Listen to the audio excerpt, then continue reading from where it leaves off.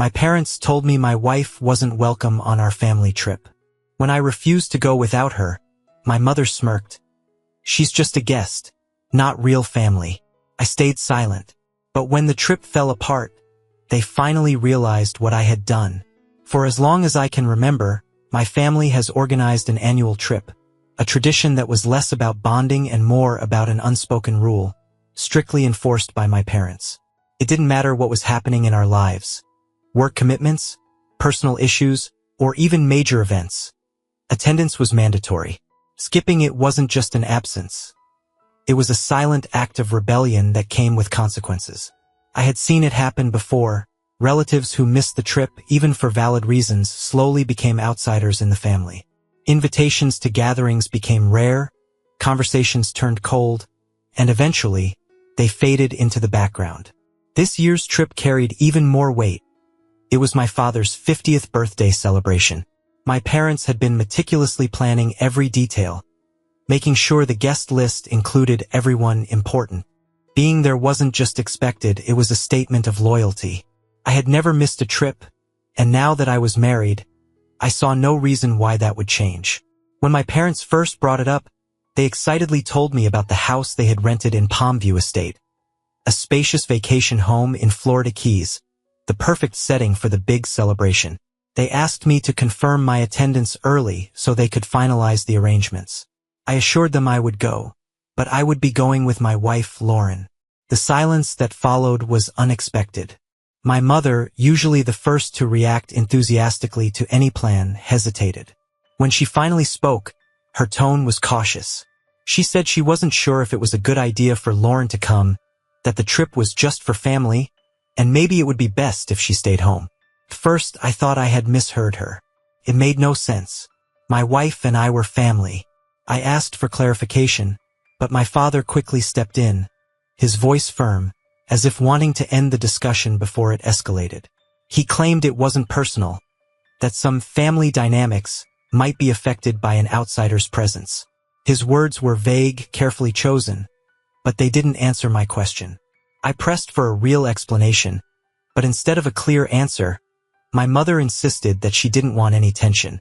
She said this was supposed to be a celebration, and she preferred to avoid any discomfort among the guests. That's when I realized this wasn't a suggestion. It was a decision. They had already made up their minds. My parents didn't want my wife there. No matter how much I tried to understand their reasoning, all I got were excuses wrapped in concerns about family harmony. The more I thought about it, the angrier I became. My parents, who had always preached about unity, about love and family above all, were now asking me to pretend my marriage didn't exist, to act as if the woman I had chosen to spend my life with wasn't worthy of being included in a family event. My mother tried to soften it, saying there was still time to think it over, that I shouldn't make a rushed decision. She insisted it was just a trip, and that I was blowing things out of proportion. But for me, this wasn't just a trip. This was a test of priorities, a clear message about who they considered family, and who they didn't. I made my decision quickly. If my wife wasn't welcome, then neither was I. When I told them, the silence was even heavier. My mother said my name in a tone of disappointment, as if she couldn't believe what she was hearing. My father, who had remained neutral until then, accused me of overreacting. He insisted my presence was important, that I shouldn't put the family in a difficult position over a whim. But this wasn't a whim, and I wasn't going to let them treat it like one. I made it clear I wasn't changing my mind. When I made it clear that I wouldn't attend if Lauren wasn't welcome, everything fell apart. My mother sent me a long message, accusing me of ruining my father's birthday and reminding me that family should always come first. My brother followed, telling me he couldn't believe I was doing this, that if I truly cared about our parents, I would find a way to fix things without canceling my attendance.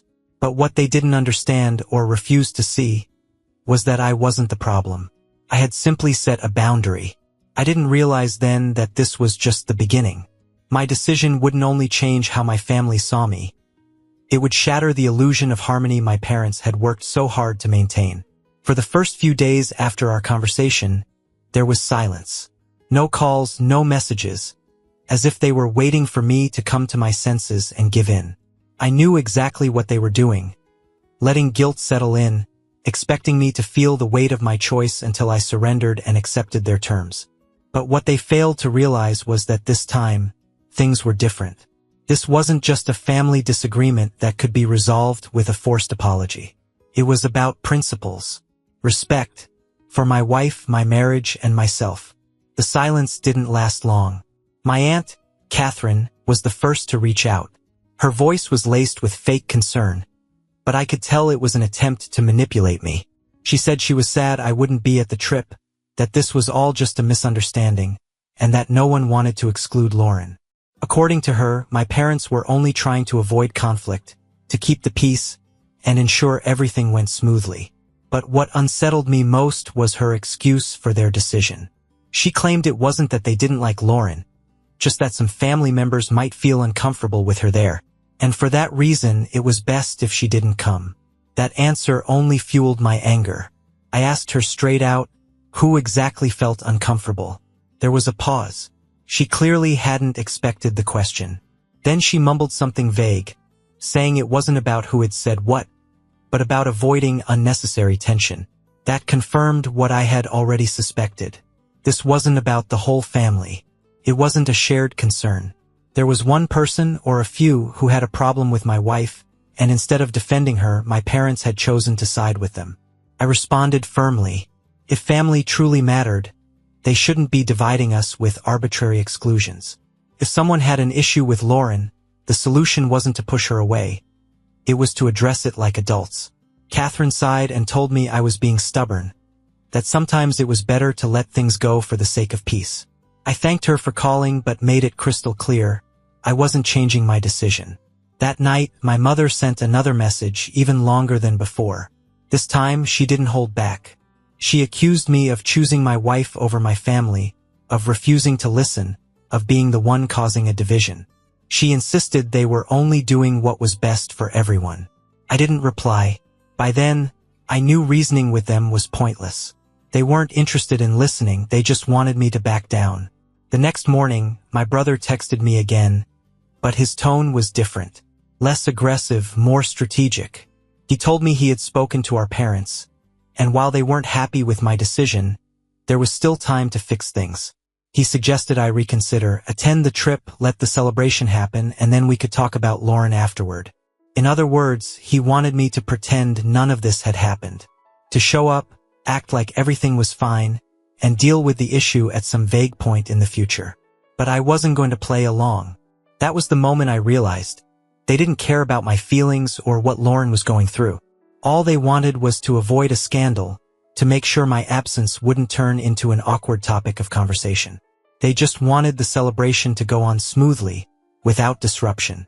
I wasn't going to give them that satisfaction. I simply replied, no. No explanations.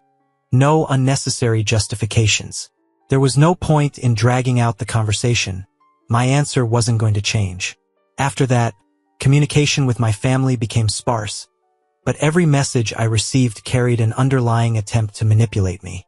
First, my mother insisted I was making an impulsive decision and that I still had time to change my mind. Then, Catherine reached out again, warning me that I'd regret distancing myself over something so small. Finally, my brother sent one last message, not outright threatening me, but making it clear. If I didn't back down, our relationship would never be the same. By then, I was certain there was no turning back. But what none of us realized at the time was that this conflict was about to escalate in ways we never expected. Update 2. The silence that followed my refusal felt like a temporary truce. But I knew better. My family never let things go, especially when something threatened the fragile illusion of unity they worked so hard to maintain. Days passed without messages or calls. On the surface, everything seemed calm, but deep down, I had a nagging feeling that something else was happening behind the scenes. The way my mother had insisted, the way my brother had tried to negotiate, the way my aunt had carefully chosen her words. It all pointed to a hidden reason behind their decision to exclude Lauren. That suspicion was confirmed when I got an unexpected call from Andrew, one of my cousins. We had never been particularly close, but we got along well enough. Unlike the others, He didn't sound condescending like my mother or passive-aggressive like my brother.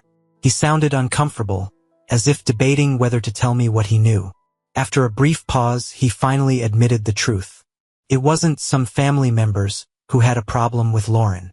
It wasn't about family dynamics or avoiding discomfort. It was one person, Jessica, my brother's wife. At first, I wanted to believe it was a misunderstanding, but the more Andrew explained, the more everything made sense. He told me Jessica had opposed Lauren's presence from the start, going directly to my parents and making it clear she didn't want her there. Instead of shutting her down and reminding her that she had no right to decide who was part of the family, my parents had listened. And at some point, they had chosen to take her side. Her hostility toward Lauren wasn't new. It had been building for years. Andrew reminded me of little moments I had overlooked. How Jessica had made snide remarks about Lauren's outfits at family events. How she had accused her of trying to outshine others at gatherings. How she had once scoffed at her presence during Christmas, implying that Lauren always wanted to be the center of attention. But the worst part wasn't the things she had said in the past. It was what she had done recently. Andrew told me that in a conversation not long ago, Jessica had outright declared that if Lauren was going, she wouldn't be attending. And instead of pushing back, my parents caved. They had chosen to sacrifice Lauren to keep Jessica happy. A wave of anger surged through me. I couldn't believe how absurd this was. Jessica, someone with no authority over our family, had manipulated my parents to the point where they were willing to exclude my wife from the trip. And instead of standing up for what was right, they had surrendered to her demands. For a moment, I said nothing. I felt a mix of rage and disappointment deeper than anything I had felt before. This wasn't just about the trip anymore. It was about betrayal. At this point, it wasn't just about the trip. It wasn't about whether we went or not. It was about the fact that my own parents had decided my wife was disposable, that keeping Jessica happy was more important than respecting my marriage. When I finally spoke, my voice was colder than I expected. I thanked Andrew for telling me the truth, but I made one thing clear. If they thought I was just going to accept this, they were wrong. After hanging up, I sat in silence, trying to process everything. I thought about all the times Jessica had subtly undermined Lauren, how she had turned every gathering into some petty competition, and how my brother had never once intervened. I thought about my parents, how they had ignored what was right, choosing to appease someone toxic instead of standing their ground. I wasn't going to let this go. If they were willing to show me where their priorities lay, then I would show them mine. And this time, there would be no turning back. Update 3. The days that followed Andrew's revelation were filled with quiet anger that only strengthened my resolve. I couldn't let my family think they could make such a cruel decision without facing consequences. For years, they had preached about unity, about loyalty, but now it was clear, those values only applied when it suited them. They had chosen to prioritize Jessica, someone who was nothing more than my brother's wife, over me and my marriage. I cut off all contact. If they didn't feel the need to offer me an honest explanation, then I had no interest in speaking to them. Lauren, though she didn't say it outright, felt the tension too. I hadn't told her everything. I didn't want to hurt her more than she already was. But she knew something deeper was going on. She didn't press me, maybe because she knew the truth would come out eventually. The breaking point came when I received an unexpected call from my mother. Until that moment, I had thought maybe, just maybe, they would make a real attempt to fix things. That they would at least try to reason with me in a way that made sense. But the moment she started talking, I knew the real reason she was reaching out. She spoke in a calm, almost casual tone, as if nothing had happened. She said she hoped I had taken time to think things through, that I would realize this whole situation had gotten out of control. She talked about how much it meant to them for me to be there, how my absence would cast a shadow over the celebration, how my father just wanted the whole family together for his birthday. For a moment, I almost felt something, a glimpse of the connection we once had. But that feeling vanished as soon as she said what she really wanted to say. She admitted she understood my point of view but said it wasn't that simple. That sometimes, in families, sacrifices had to be made for the sake of harmony. Her words were carefully chosen to make me feel like I was the one being unreasonable, like I was the one blowing things out of proportion. Then she made her offer. She suggested I come to the trip anyway, put everything aside for now, and when I returned, we could talk about it calmly. As if this was just a misunderstanding. As if it could all be resolved with a simple conversation. I listened in silence, giving her no indication of what I was thinking. When she finally paused, waiting for me to respond, I decided I wasn't holding back anymore. I asked her if she really thought I didn't know the truth.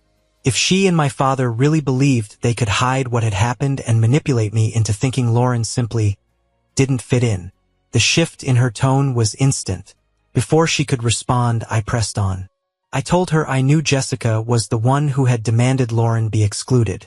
That instead of telling her she had no right to make that decision, they had chosen to go along with it.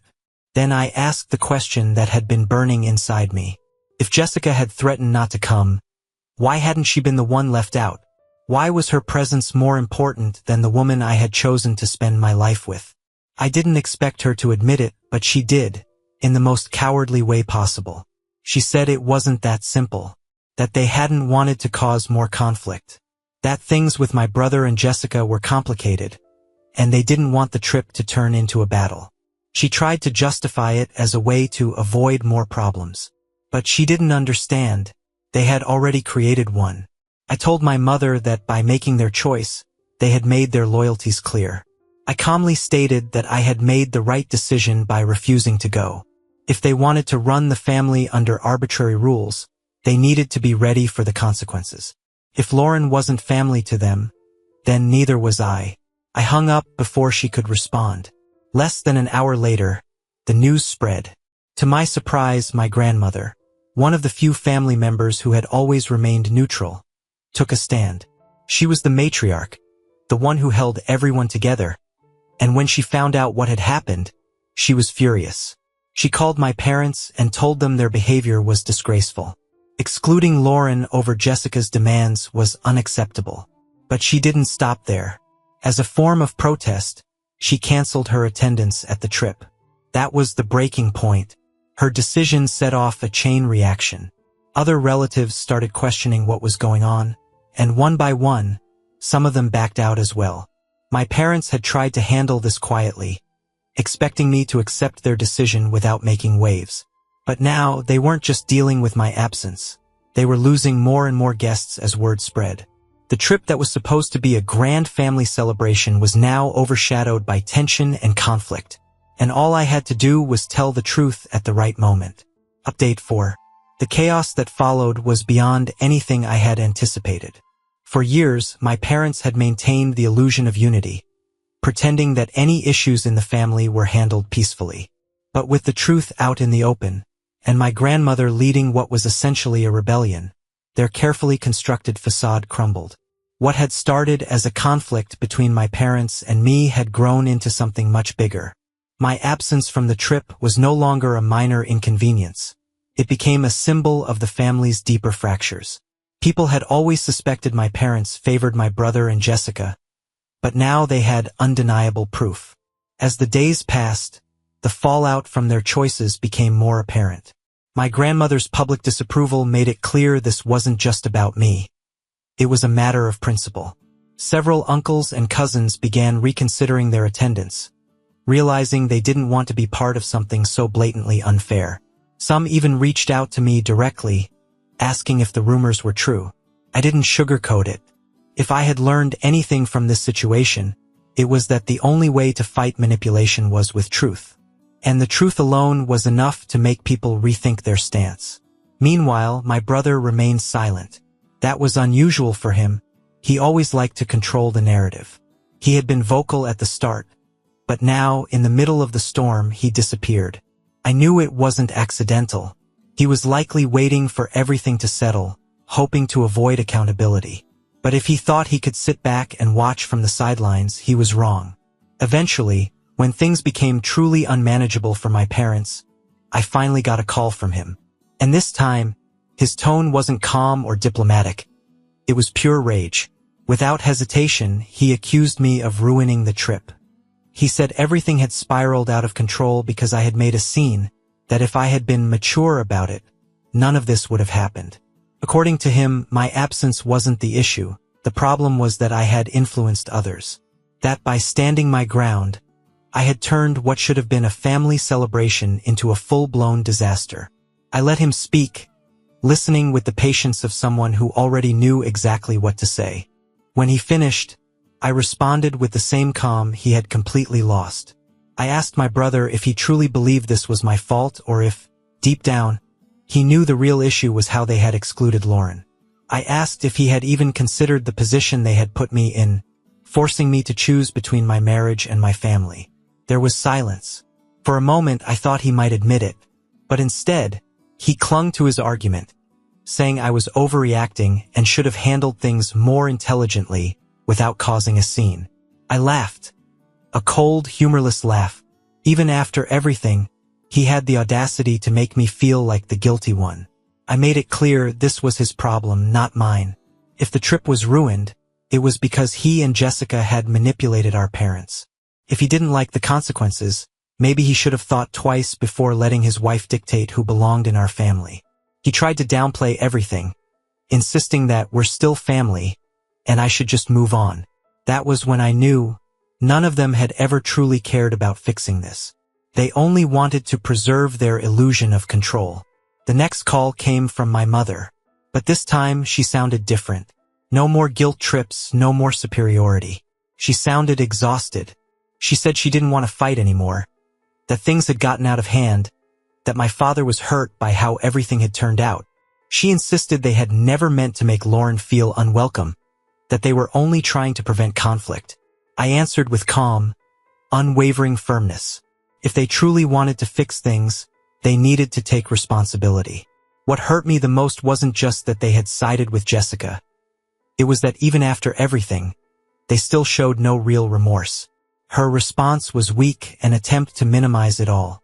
She muttered that she understood how I felt, but that, in the end, family should always come first. And that was exactly the problem. My mother insisted that everyone makes mistakes and that we should move forward. She still believed time would erase everything and things would return to normal. I knew then this conversation was pointless. I told her the only way to rebuild trust was for them to acknowledge the harm they had caused and, more importantly, apologize directly to Lauren. This wasn't just about me. It was about their blatant disrespect toward my wife. If they wanted to prove they had learned something, they had to start by making things right with her. Silence. Then, finally, she admitted she would think about it and talk to my father. I simply told her my stance wouldn't change. And I hung up. A strange calm followed. Lauren saw the tension in my face and asked what had happened. So I told her everything. How Jessica had been behind it all. How my parents had chosen to exclude her just to appease my brother's wife. Her face shifted from surprise to sadness, then resignation. She said she had always suspected Jessica didn't like her, but never imagined she'd go so far. Then she took my hand and said something I'll never forget. She was grateful, not because my family accepted her, but because I had stood by her. That was all I needed to hear. Days later, my mother sent a message. She and my father wanted to talk to Lauren. No excuses, no explanations, just a request. I don't know if I'll ever trust them again. But I do know one thing: if they want reconciliation, they need to prove they've changed. Otherwise, this distance will be permanent.